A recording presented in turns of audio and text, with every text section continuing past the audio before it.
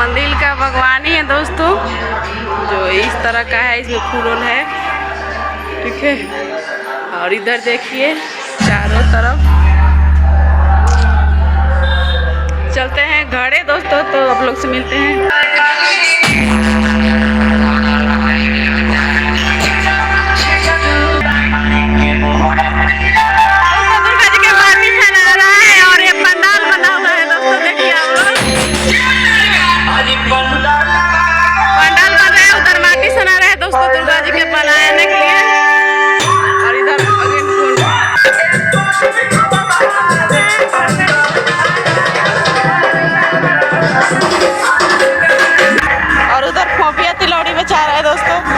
इधर बच्चे लोग खा रहे हैं लोग।